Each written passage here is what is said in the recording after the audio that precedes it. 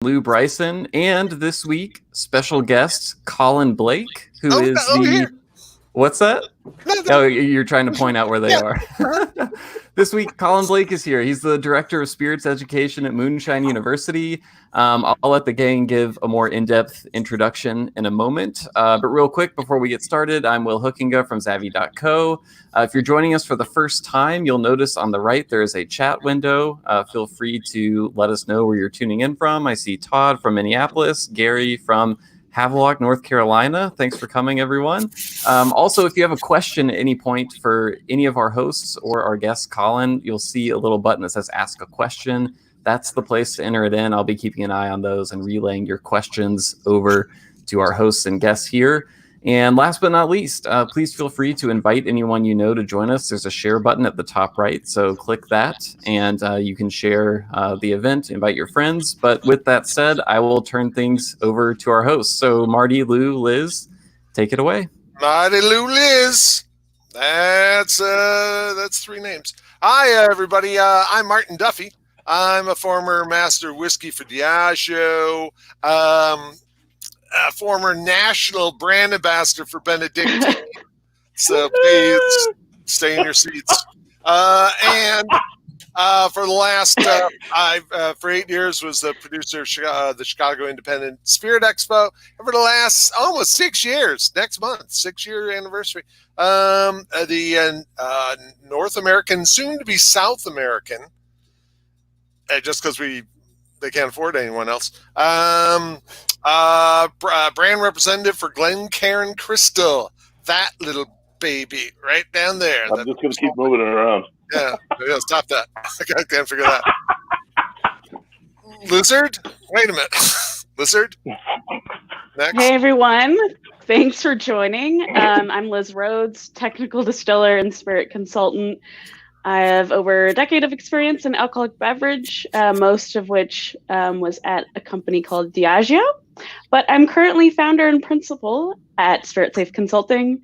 And if you'd like to learn more about that, you can actually access my website in the About the Host section.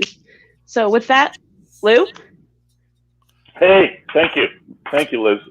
Marty, folks. Mm-hmm. I'm Lou Bryson. I'm a God. whiskey writer. I've been writing about whiskey since about 1995. My latest book is Whiskey Masterclass. My older book is Tasting Whiskey. I'm currently senior drinks writer at Daily Beast, and I do this too. So, will you sign these, Marty?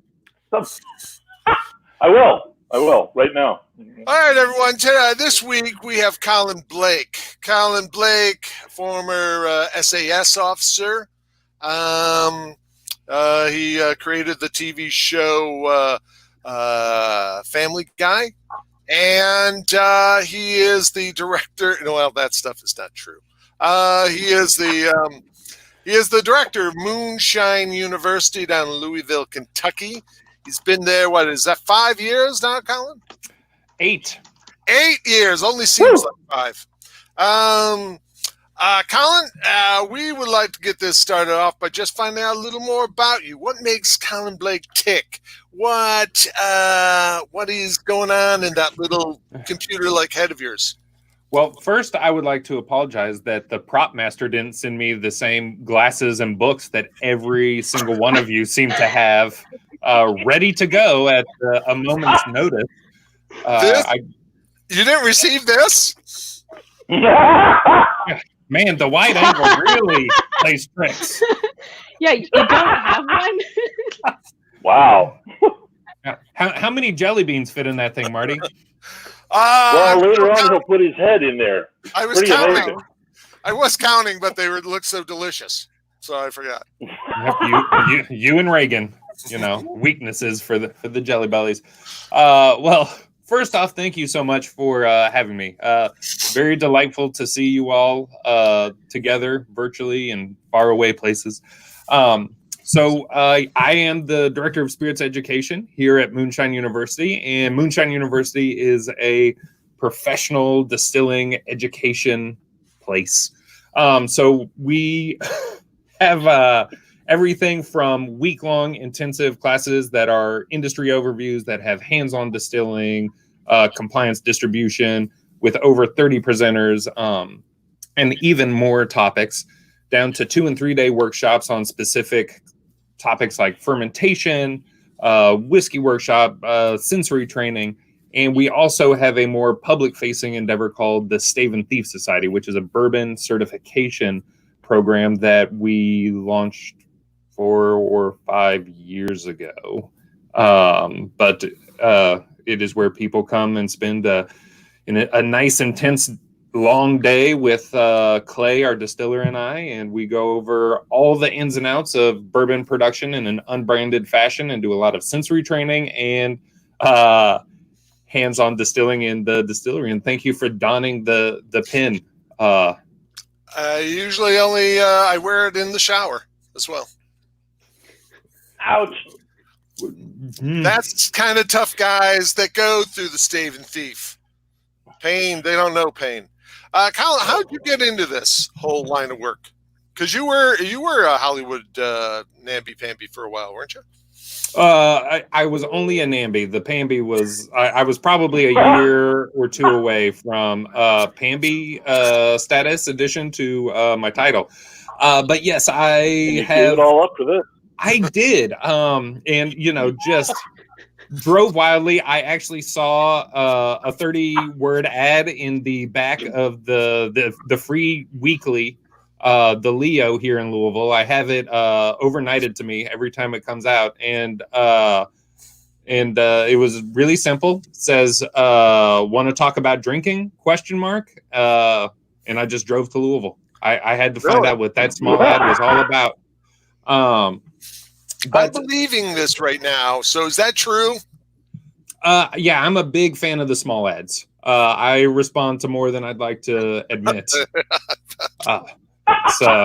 Keeps my garage full of collectibles and keeps me changing my phone number through bad encounters with people who play small ads. But yeah, it's really interesting because I do actually come from an art background.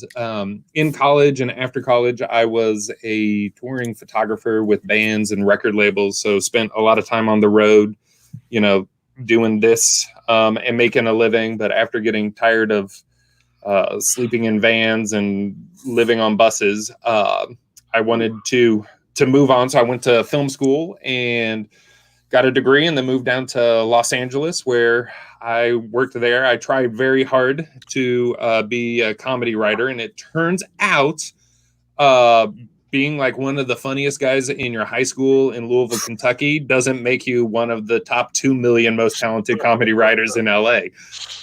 So I got into art department and did art direction, production design for a lot of places like Funny or Die was one I worked for quite a bit. Then ended up meeting a girl who also hailed from Louisville. And when we got engaged, we just pulled up our stakes and knew that we were probably ultimately going to come back to Louisville once we had a family. So we moved back here. And I happened upon the owner of not only Moonshine University, but Flavor Man, our sister company, which is a beverage development company. Very cool place.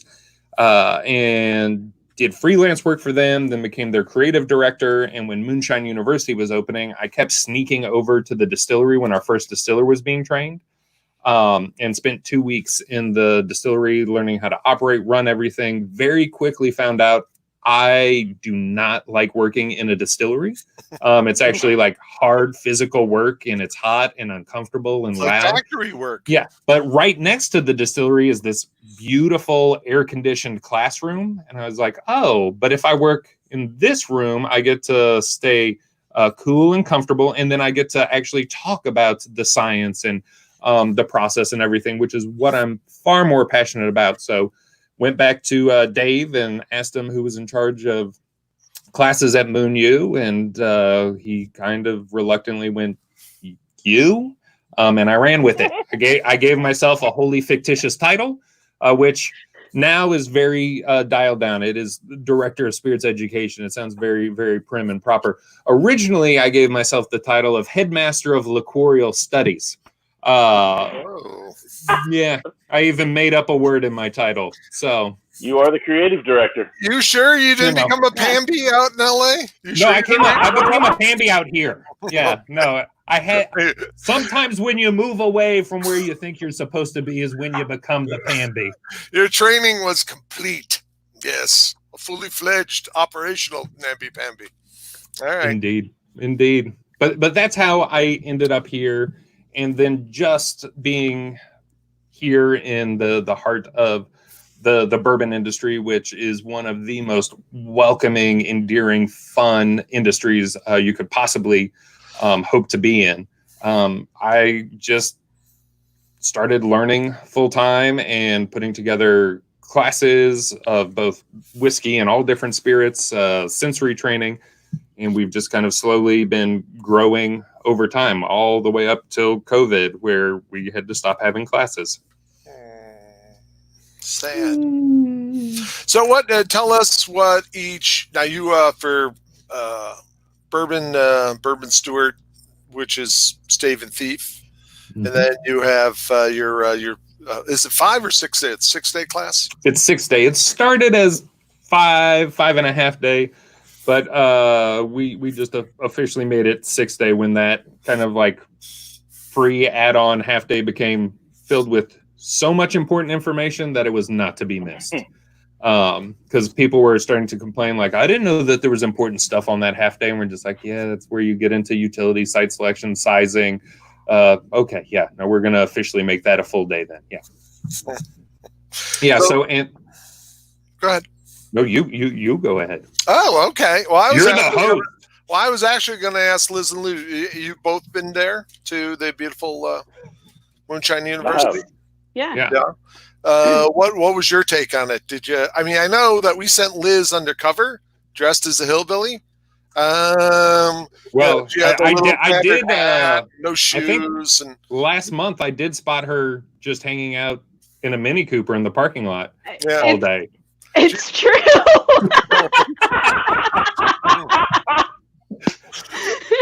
Yeah, I think Liz commented that the Louisville police were very kind to her when they arrested her for loitering. It was very nice. No, it's one of the weird times where we're still trying to do work and be accommodating, but we can't be as accommodating as we want. So poor Liz is working on a very cool project and was here to kind of help the sensory and direction along, and we unfortunately had to make her sit in her car. I'm still so sorry about that. Yeah, you don't realize like a luxury of having a bathroom until you, Yeah. you know. I like to think of all of nature's one big bathroom. Now, Colin, are you aware that your class has competition in the form of a book by that guy down there, right there? All right, he's up. Yep. So, No, Lou is really big on really being aggressive, drunk texter. You realize I'm sitting right here. When that was in galleys, he would just send me pictures and just be like, "You're effing done.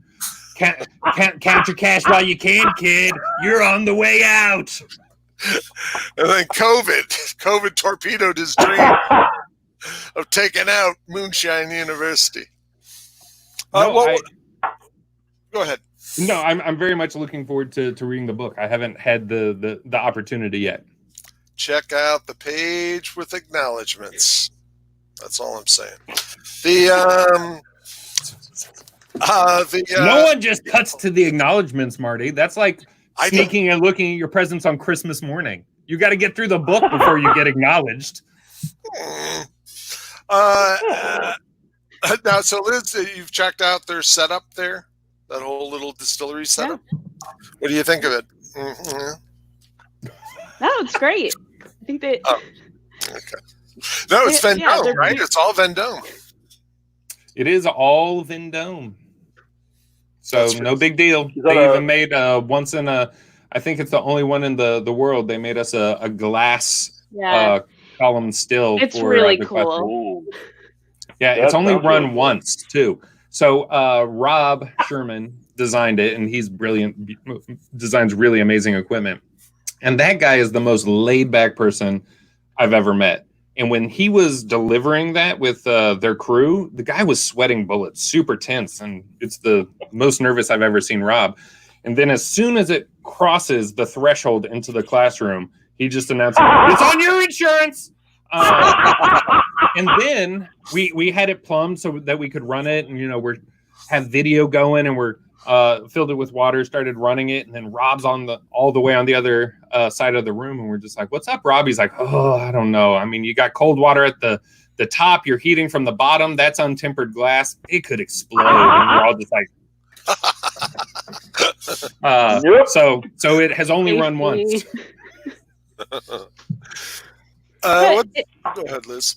I was just going to say, from an educational standpoint, I think it's a really unique visual for your students. So I thought it was really cool when I saw it. It's actually made a really big difference. And it's just one of those things that we keep accruing over time. When you see things on a slide, or even when you're in the distillery, for that instance, that glass still came from the first year and a half. We were just kind of pointing at, the column that's just copper, you can't see inside, and using hand gestures and so vapor comes here, here's a plate, and then people slowly nod. Yeah, and it's so here's a plate, here's a bubble cup, this is vapor. It's like the worst. It's like Rochambeau for distilling nerds. A bubble cup beats floating valve. So all of a sudden, one of our team members here, Kevin Hall, was having lunch with Rob Sherman, was talking about, and Rob sketched out hey, what if we made a glass still like this? And all of a sudden now we can go to the glass still and show people what's happening, and you just see it instantly click with people, instead of just the I think I get it. So now it's oh, totally get it. And the whole front of class is just really unique distillates we've made for sensory training, botanicals, macerations, all sorts of things for cooperage, clay, and it's all clay. I did nothing more than say, wouldn't it be cool if we had a Filipino still? And then Clay made it happen. But we even have a mezcal, traditional mezcal, terracotta pot with a hammered condenser on top.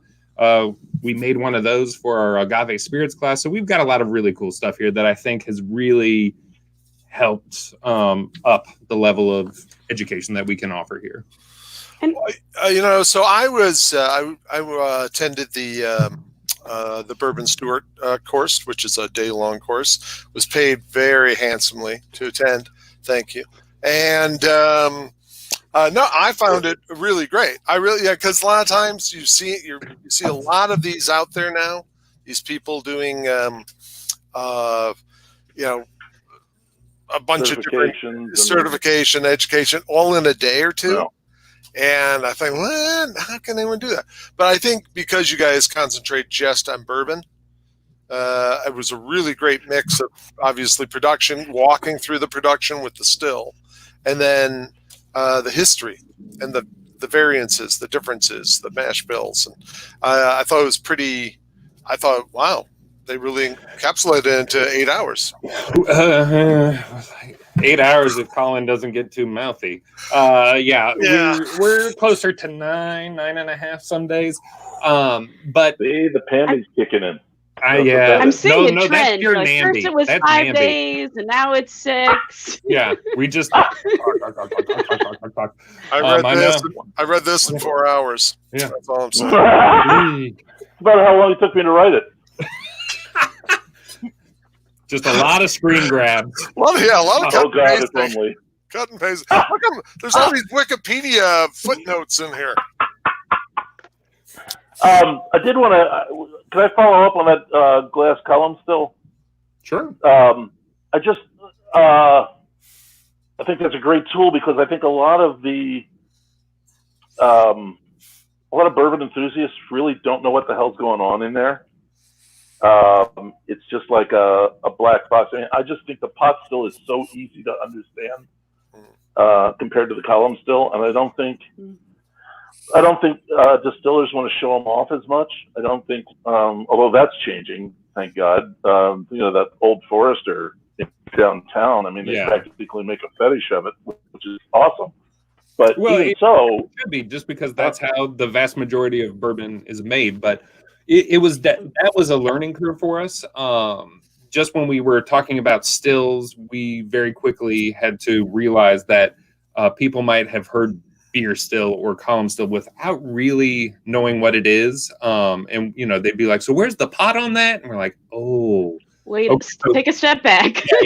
So we did some reformulation of the class to really lay down, and teach the fundamentals with pot distillation, and then do the big reveal, here's how it works. You've already learned the science, and this is pot stills in series, and really walk through it. And people understand it a lot better that way. But that glass still is every single time I teach, I am utilizing that. So that would be fabulous. Who are your students in terms of, consumer audience? Are these just enthusiasts or people trying to get into the industry? People who are already distilling? Do you have different programs set up for that, or? So we capture a few different demographics. So with the professional distilling side, the more 6-day distiller course, that is very much people who fall into two categories. One, they want to open their own distillery and just learn about the industry, how everything operates, and and get contacts, because that's a big thing about coming for that class, is you get introduced and meet so many people in the industry. Yeah.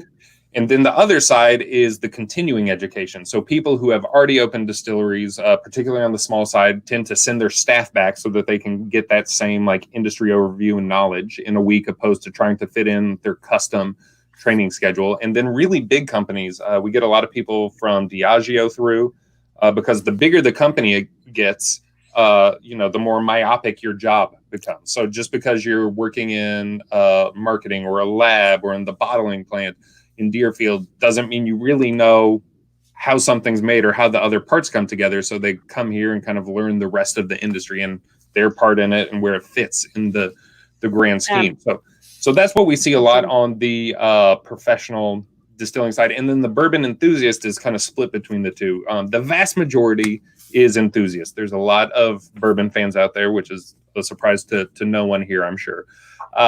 So that is probably 70 to 80% of every single class. And the rest is either people working at distilleries or somewhere ancillary in the distilling industry in some fashion. And we're also a prerequisite to be on the craft trail here in Kentucky. So if you're going to open a distillery, you actually have to have executive bourbon stewards on your staff and have gone through the program. Oh. Yeah, it's the official bourbon education for the Kentucky Distillers Association. So we're pretty proud of that endorsement for sure. Yeah. And they were very helpful in development and on our advisory panel, members from all these different distilleries. So it was very helpful in growing that education. But we do see a mixed bag for the bourbon class as well, from enthusiasts to tour guides to distillers. And we do a lot of private trainings for companies where they'll send, 20 to 30 people from their team to come just get certified at once. Yeah, the class I attended, I remember it being a really good array of drink industry folks. I believe there was 4 staff members from a bar from North or South Carolina. There was distributors, there were retailers, and there were members of Brown Foreman, I believe, the marketing staff taking the whole course. I thought, wow, that's pretty cool across the board. Yeah, and it's really great because I've been the primary teacher. There's only a couple other people that have ever been able to fully teach that class, and that's not because they didn't have the skill set.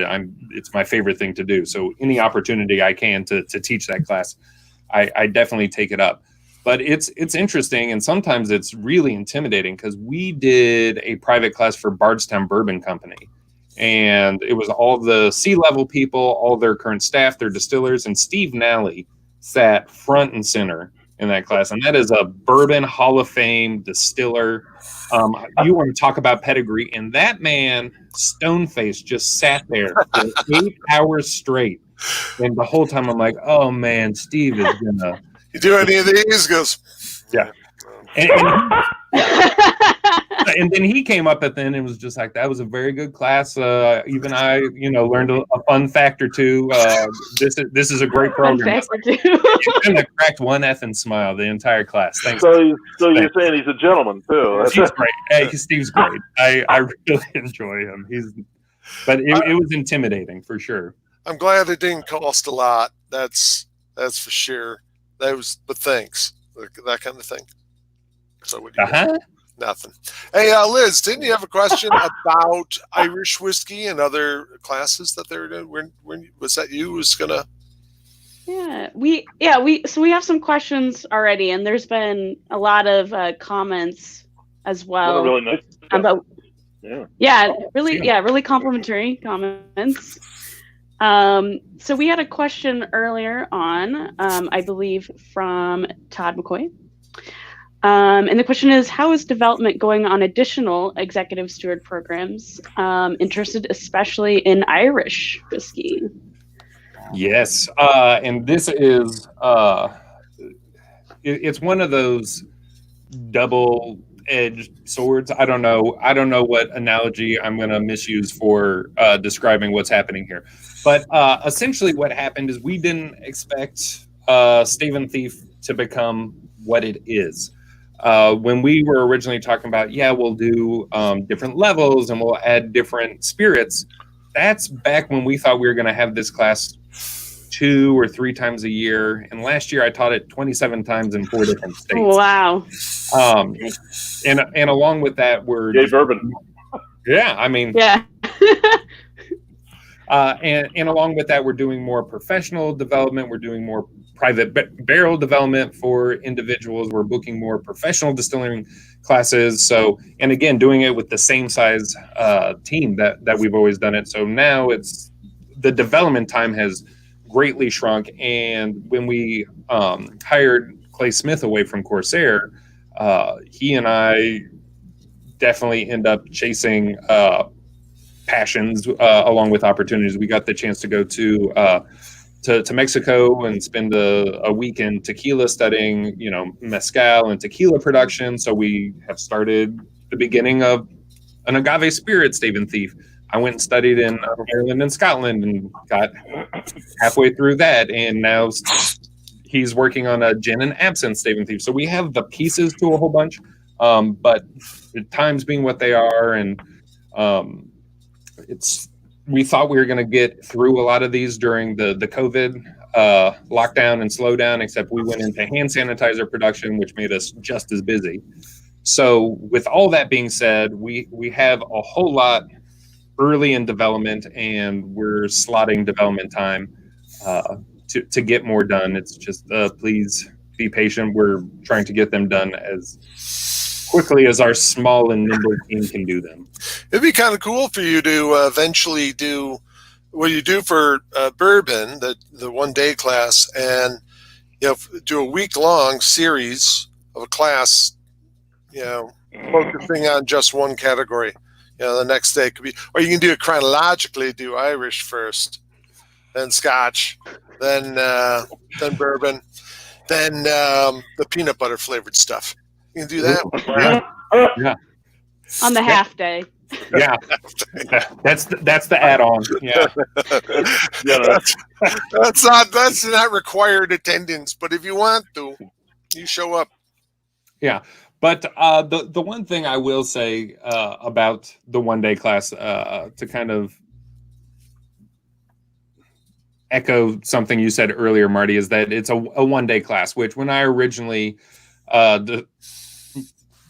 designed this class, it was really 2.5 to 3 days, and everybody on our advisory panel was like, it can't be that long. So then I really shoved it down into 2 days, and then everybody was like, no, I'd only send staff for 1 day. So then I shoved it all down into to one day, which is why it is such like a breakneck pace, so much information so fast. But it's also where that sensory kit came in, because originally the sensory kit wasn't going to be a part of the class, but when an entire day of training got truncated to about 2 hours of sensory training, we wanted to arm everybody with a really nice kit that they can go and just get better and better at doing sensory. So even though it is one day, we shove a lot into that one day and give you the tools to continue with the things that you can't learn or pick up in a single day. Yeah, those we're going to have Tom Johnson on I think in September from the Aroma Academy, yeah. who they put together those aroma kits, which are fantastic. I still think that'd be a fascinating. I think that's something that no one is currently offering, is an actual day-long course though on every style of whiskey, and you really could. I mean, do a week long. I could see how nobody can show up. In fact, I think it's better for you. Mike Veach used to do his bourbon history course over 4 weeks. And, that's great if you live down in Louisville, but he was able to take that on the road.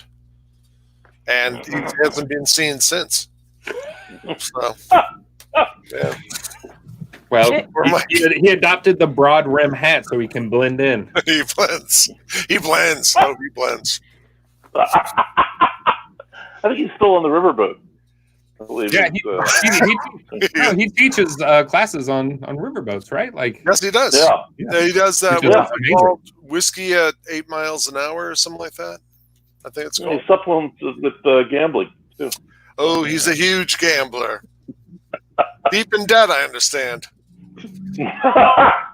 He's selling off all his bourbon collections just to pay off all that gambling debt. Hey, Lizard, you want to get Tom's question here? Liz. Sure. Okay. I'm prepared. Question from Tom. Just Over make the it up. years, Just make one up. over the years, has the interest of your students changed? Is it all whiskey, or are there people specifying other spirits? So I think you talked through some of that, but did you want to dig into that a little bit more? I guess with the interest, that first piece. Absolutely. When we first opened, the first groups that we got through the 6-day distiller course are still some of our most memorable, not only because they were the first through, but it was really the trailblazers, the risk takers, because that was 8 years ago, really the beginning of that craft distilling boom. So the people who really wanted to get into it and take a chance on, a $6,000 class at a place called Moonshine University, that we didn't have a reputation yet, were some risk takers, and they just wanted to know anything about getting into the industry, and they took what they learned and went out and were very successful. We've seen a lot of success out of those early classes, but as time has gone on, people are becoming more risk averse, more thoughtful, and also want to get more into details and specifics, particularly with science yeast fermentation. We're seeing people want to do much, much deeper dives into all of those. Barrel aging, they want to know more science there. Again, anything where it's a little bit of that dice roll, the waiting game. People want as much information up front as possible. And then we see more and more people want to do sensory training and learn about faults and things like that. So really, as we've been developing classes, it's out of the call and suggestions that we get from people on what they want to see. And really, it's just starting to get more and more technically driven is what we're seeing people want. Have you seen the same side on the same thing on the enthusiast side?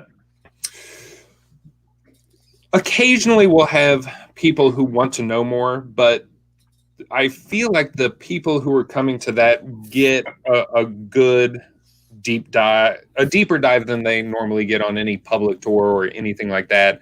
Particularly when they get to interact in the distillery, and Clay's very good at teaching and getting in depth with the hands-on and what's happening in the distillery. And occasionally we'll get a student or two who really ask very specific questions and really want to go down deep rabbit holes, which we address not during class just because there's not time. But as an overall group, not really. That program has become pretty tight, and I feel like we address most of what people are looking for. Well, who are some of the current distilleries out there that pass through your hallowed halls? Because I believe the ladies from Jeff the Creed were there. Correct. They were in my class. But that was just the Bourbon Stewart. So as far as the actual 6-day course, can you name them, or is there... No, we can definitely name them. So the first class had some ones that kind of went big quick. So Peerless Distilling company was in one of the early class number 1. Jeff the Creed was in class number 1. Copper and Kings was in class number 1. And then I would have to go look at a list. There's over 170 that have opened after they've come through our classes around the world. There's Alchemy out in California. There's it's you and yours now. It was you in San Diego, which is a fantastic cocktail bar and distillery. There's just so many. I don't know how to winnow down the list. Put up a little plaque, a little sign in your hallowed halls. Yeah, see, here's the thing. We have a hallowed hall, and it's the hall to the bathrooms. And I literally just have hung all the 6-day grad pictures in there, which is already taking. Yeah. I'm out of space. I don't have storage. I don't have display space. In the bathrooms, all that wall space going to waste, so to speak. Yeah. So I was going to say, I know some of my former Canadian colleagues have even attended the 6-day. Do you have people from Mexico, or is it mostly U.S., or what is that? It's mostly U.S., and I'm looking for the stat right now, but I believe we're at 54 different countries have attended here. I can go look at our flag collection because we actually fly the flag for anybody who visits from another country. Oh, cool. Oh, that's nice. So we have a nice collection of flags. So it's all 50 states and I believe 54 countries that have come through the 6-day distiller course. If we look at large, it would be more, but I don't track those stats. And that course is how much? How much do you guys... For the 6-day class? Yeah. So that is 1,000? That's $62.50. $62.50. Yeah. And Wait, that 62.50? Everybody wishes, right? Bargain. Run them out like that. But it's one of those numbers that can sound huge, but then when you get to interact with over 30 industry professionals and really have them answer the phone and all the accoutrement you get here in 6 days of intense training. And if you sign up in advance, you get your hotel, and there's at least breakfast and lunch every single day. So I heard something about the all-inclusive. Pretty cool. The snacks are excellent. Unlimited M&Ms. Yeah. And we'll let you fax up to 5 pages to anybody in the continental U.S. Wow. Unlimited faxing and paging. You could page anyone too. Yeah. I know that little Monique Houston is written in saying, learned a ton, love the interactive nature, and the breadth of who was attending. I don't know. The person's in the next to me didn't have great breath. Okay. And then executive... Tom McCoy says executive Bourbon Stewart course was awesome. Learned so much, I had to plot. And Adina says, one of my favorite days was Moonshine University. Great class. Really cute presenter. Wow. John Tyler must have taught that day. Say that. John Parr says, Is that old man Par? He's 150 years old. Loved the executive bourbon class. Learned a lot, and was really fun. Was really fun. And then Monique chimed in again, said, "Oh, geez, she just don't." Oh, I can't stop her. As a consumer, you learn so much about why you love what you love. Thank you. Thank you. I think we could all use a little of that. And I think so. Understandable says, "Oh wait, breath, breath, breath, breath." It's the English way of saying bread. Except not. I'm passing you the breadeth and the buttereth. Now, Colin, since there's a Moonshine University, is there also Moonshine Grammar School and High School?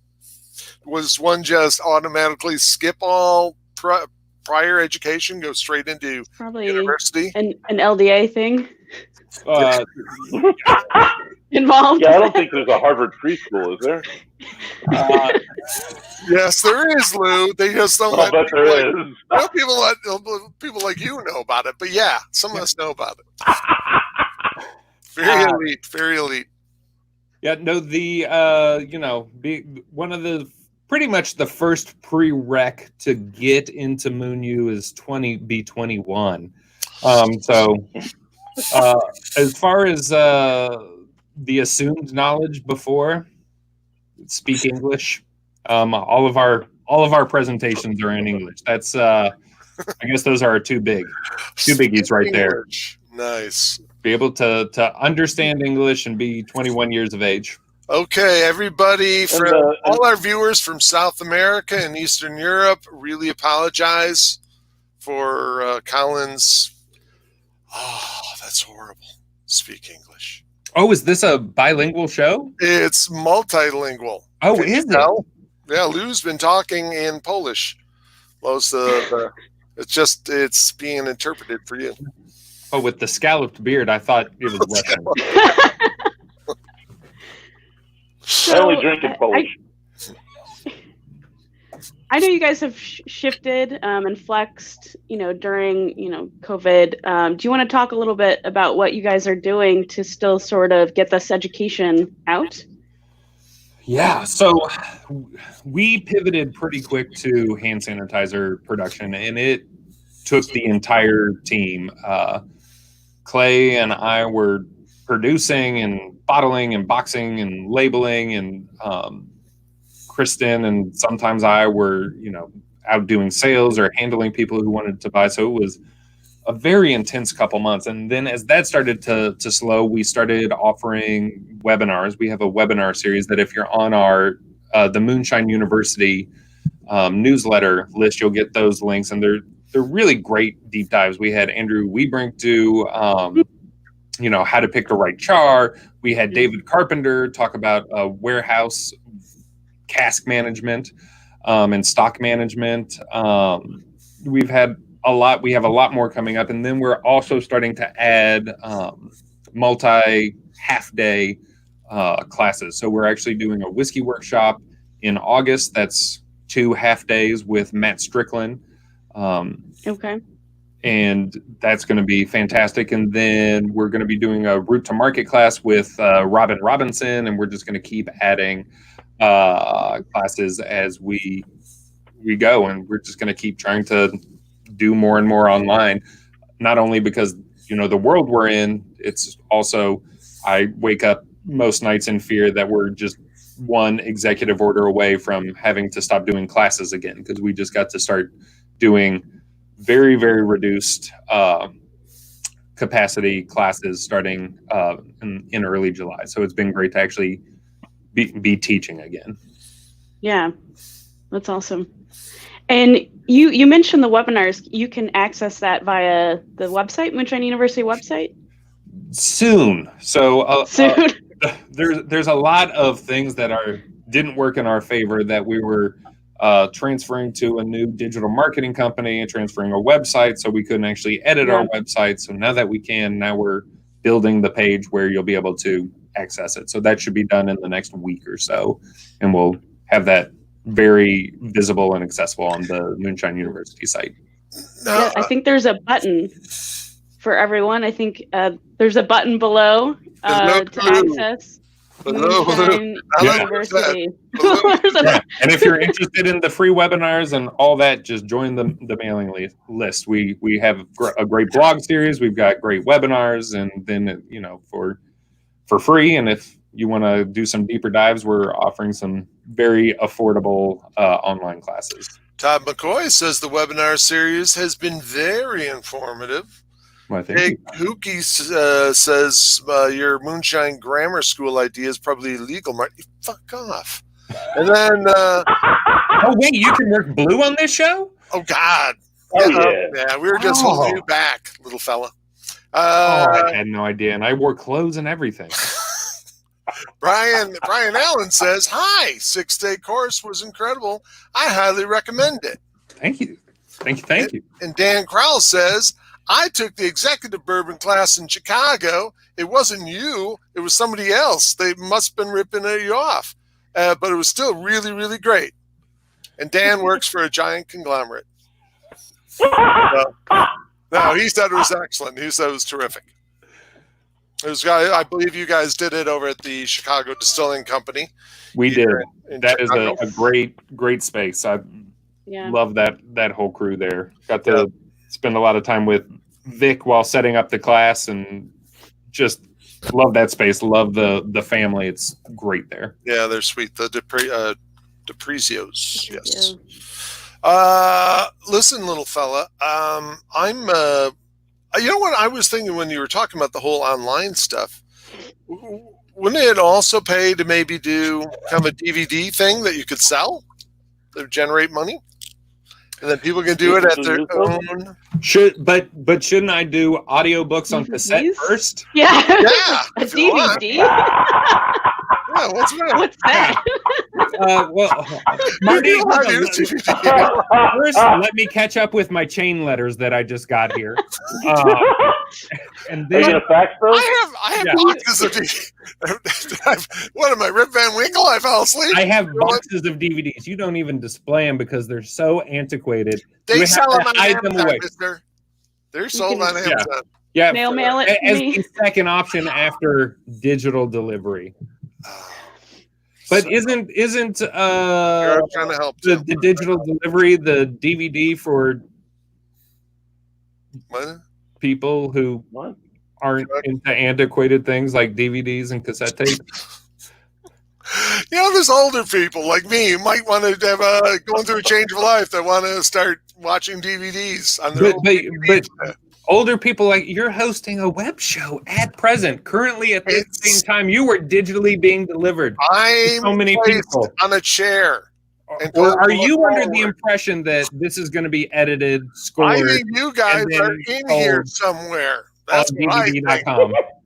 I think you guys are actually just in these tiny windows and that you're all really small. That's all I believe. Yeah. So you want a DVD? I'll send you a DVD. I don't want a DVD. I thought it was a brainstorm, but I guess it was a. No, I like it. What other ideas do you have? Grammar school, DVDs. I thought We're listening. about getting out a barn and putting it on a Sending show. whiskey by email. That's always a good one. I was thinking of Mickey Rooney as your spokesman. I think he's free. Well, he's dead. Yeah. Yeah. He's dead. Yeah. Dad or Canadian? Same thing. Oh, Canadians love Canadians. I gotta forget. I have to go up to Canada every once in a while. Love Canada. Pretty. Love Canada. But Okay. Lou, did you ask if Dead or Canadian? Is that a game you all play? Is that a segment that? That was a National Lampoon thing. It was a long running gag. and Colin, maybe we're the ones who asked the questions here. Back in the print So, days, way back. Yeah. Just Oh, back off. sorry. I thought we were in No. a brainstorming session where This I could is not- take over his house. This is not back and forth. This is a Do you sell day. posters, poster copies of that print behind you? No, I bought that, and I'm just using that to block a very ugly closet. Mm. Look at it, beautiful. You want one? It'd be good for your class. Wait a minute. We've already discussed. I'm out of wall space. Oh, that's right. Well, easels. Gotta love easels. Easel. Now there's an advanced idea. Easel. The easel. I always that like was the next thing the guy said to him in the video. Oh God, The Graduate. After plastic. Oh, Easel. Easels. I've got 2 words for you: plastics and easel. Easel. Hey man, they're still selling Okay. easels. I know that they're still selling. That's true. They are still selling easels. So let's not come down on the easel. Don't be so. Let's be easier on the easel. So I had just an annoying question, and I probably should know the answer to this, but why Moonshine University? Is it just a Louisville thing? Yeah. So why the name Moonshine University? Yeah. You guys don't make moonshine there. We don't make moonshine here. We're not against it. If someone wants to come in and develop a moonshine, we will help them out. As will our sister company, Flavorman. So what I have found, and I very much know that the answer to this, but I'm going to stretch this answer. So one thing that I have is that there are some people, when they are getting into naming, particularly in the distilling space, they pull from a very limited grab bag of words, and it's the wood, barrel, and copper still company, or it's the distilled spirits copper company. Yeah, I mean, Liz, right? I mean, come on. I mean, so many. Spirit safe. I mean, I'm with you. But spirit safe is not like a common word, right? Like you have to know what that is. No, they were near Scotland. Yeah. And I have to explain what Stave Thief Society is. What's a stave? What's a thief? But spirit safe, same kind of thing. And we were looking at, or this was before me, but they were looking at all these different names, pitching names, and they kind of fell into that. That's potentially forgettable, or you might get the words interchanged. So they very much went for what is a memorable name that when you hear it, you'll be like, oh, okay. And it's memorable and intriguing enough that you're gonna follow up and check out what they do. And so Dave and the team came up with a short list, and Moonshine University is one that when they were talking to other people were like, whoa, that's original. And it was one thing that we knew coming out of the gate, that it's a very tongue-in-cheek name. It's very effective as far as marketing and being memorable. And we just knew that we would have to meet the standard of having a good reputation and keeping that good reputation long enough that Moonshine University became more of a fixture name than a kind of tongue-in-cheek marketing name. And for a lot of the industry, we're there, and we're still, exposing our goods and wares to new people. But it was very much chosen so that it would be something that stuck with you, and you would want to explore a little bit more. Like, oh, that sounds like a fun place. What do they do there? Did you ever have people transfer from like Clown College over to Moonshine University? Mostly from driving schools. Driving schools. Yeah. You gotta learn how to drive first if you're gonna get DUIs.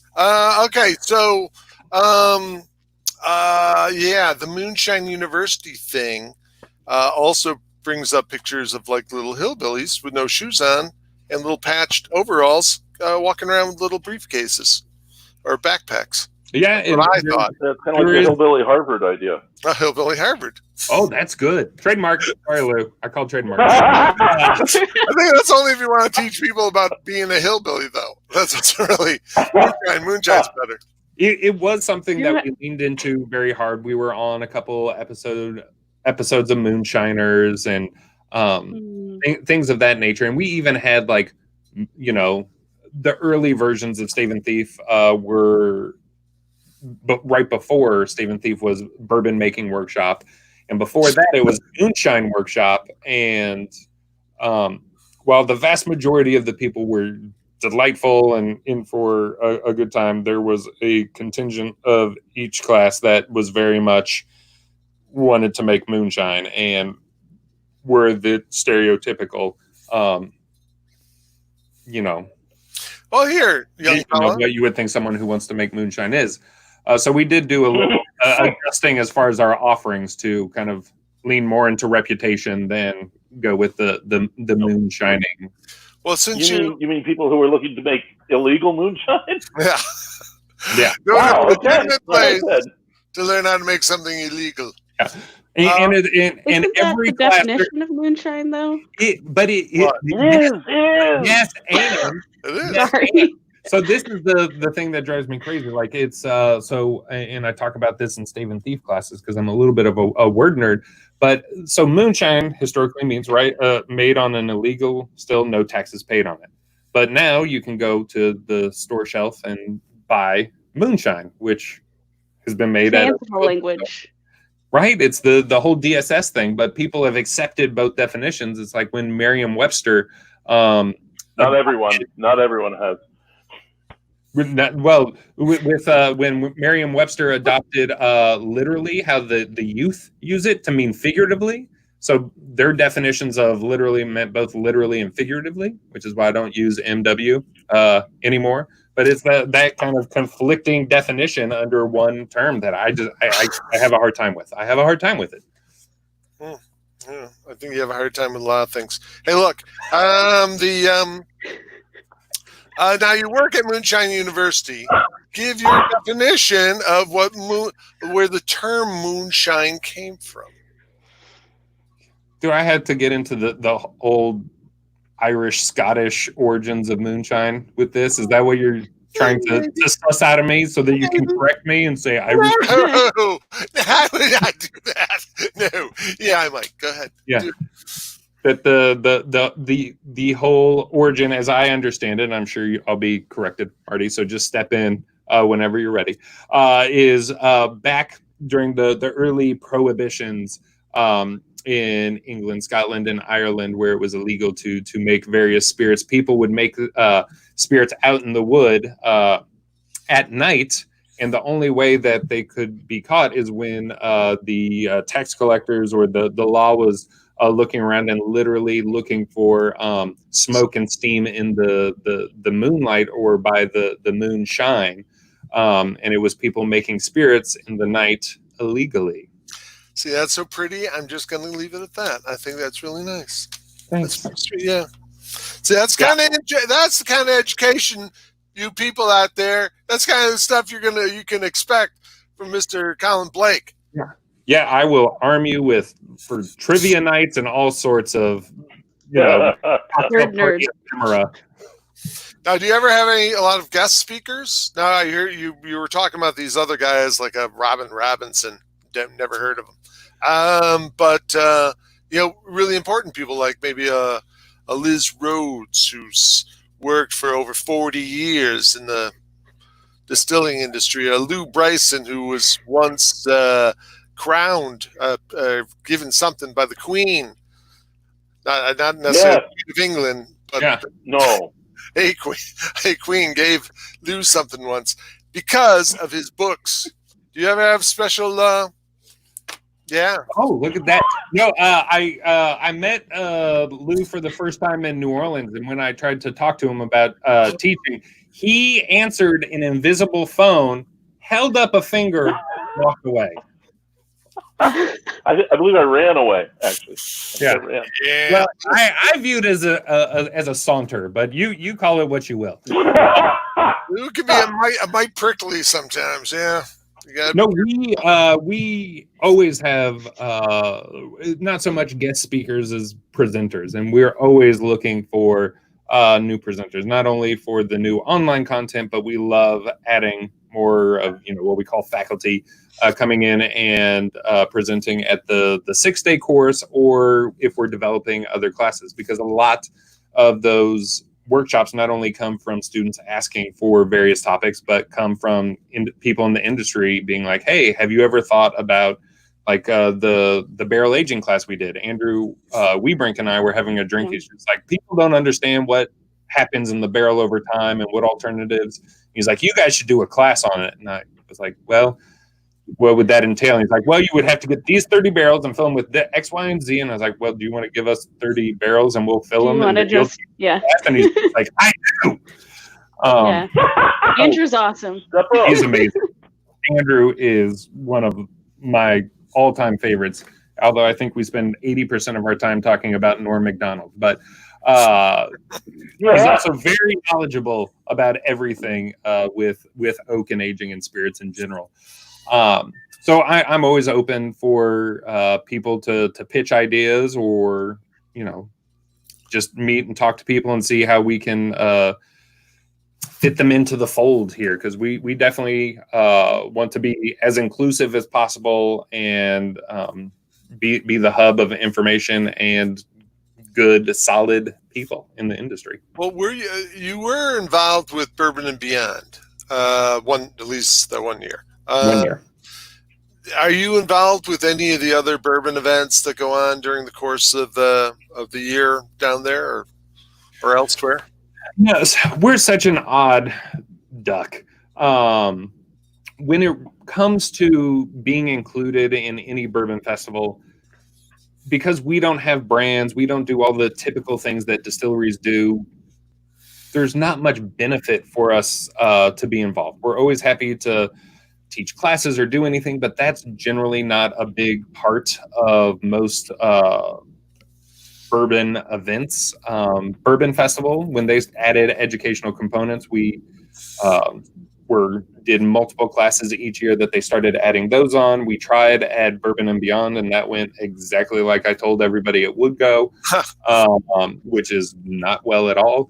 And rain happened as well. It's an amazing event. It's great for drinking bourbon and listening to music, but to go for nerdy people to talk about specific aspects of bourbon while John Mayer's noodling in the background with his gun guitar. Yeah. I don't know that about John Major. Nope, couldn't make that work. We're always having conversations with people on how to be involved, but it's never behooved us to really be a sponsor or involved in anything. Because I also remember going and teaching at Forecastle, which in the bourbon tent, which was 110 degrees, and Colleen Thomas and I did kind of a bourbon game show, and no one could hear us, and we sweat every ounce of moisture we had out of our bodies during the 20 minutes that we were there. So it's just never a good fit. I would love to be a part of all of them if it made sense, because I love education, but the reality is the education and how we do it doesn't dovetail well with many of these events. No, go ahead, Liz. I had a question completely fell on my ear. Just literally just dropped out of my head. I didn't have a question, but I think we're probably should see if anyone has any last minute questions. I've got to wrap it up soon, said Lou. Oh, I thought he was out in the thing. Real quick, there was one thing I was going to ask you was there are satellite courses out there, right? I mean, don't you license it out to a few? So we were as far as the Stave Thief Society, we were very much exploring a way to expand into other states. And after we had several under our belt, we looked at how we were doing it, and it didn't make sense. And it was taking up a lot of my time to run around and do various classes. So we're eventually, when the world opens back up, going to start a new model where people can apply to be a certified place to host classes. And you have to go through an application process for that. And then you'll have to send someone here to go through a 3 to 5 day training to become a certified trainer at that establishment. That would make a great board game. They still make board games? Okay. Yeah. All right. Well, I didn't make a video game out of it. Yeah, I think somebody's working on a Dead or Canadian game. An interactive DVD game. That's been a long time since there's been those. So there's a last minute question there was from Brian. Are y'all posting your webinar series online if I miss one? So some sort of archive. So we will be having our past webinars on demand once we get that website done. So hopefully in the next week or two, all those will go up, and Nice. it's all great content that will go up for viewing. That's excellent. Is any of your stuff available on YouTube? I know about that. YouTube. We do have videos on YouTube. Or Zavvy? How about on Zavvy.co? I know about that. See, Soon. There's one right now. We have a YouTube channel that has some kind of fun informational stuff, but as far as the more in-depth, deeper dive topics, it's definitely going to be the webinar and online series. Awesome. Well, I think it's time for us to wrap it up here. Young Colin Blake, I want you to go forth, be fruitful, multiply. Have the best of luck out there. Are you married? You're a married man with children, aren't you? Child, yeah. With a child. Child. We're done. Child. We're done. That's it. Well, Yeah. yeah. Okay. So much for the population of Kentucky. We want to thank you for your precious time, because I know that you were actually in the middle of teaching a class. You just walked right out and spent this hour with us. So thank you very much. Lou, stop shaking your arm like that. That looks wrong. Oh, sorry. Sorry. Cool. We'll call I was jiggling my foot. I'm sure you were. Lou. I'm jiggling my foot. Yeah, next week, Liz, who's our guest next week? Who is our guest next I don't week? know. Oh, jeez Louise. All right, our guest next week is a young woman from Thoroughbred Collective by the name of Jamie. Oh, yes. Never met her before in my life. Have no idea who she is. Very lovely young lady. And so she will be our special guest next week. And until then, the link to Moonshine University is below. These can be shared. You'll see them on YouTube tomorrow. So all this great information that Colin gave you is going to be available on YouTube tomorrow. So, When's the DVD come out? Yeah. I'm going to make a bunch of pirated DVDs off the YouTube video. Just sell them. Give them away if I have to.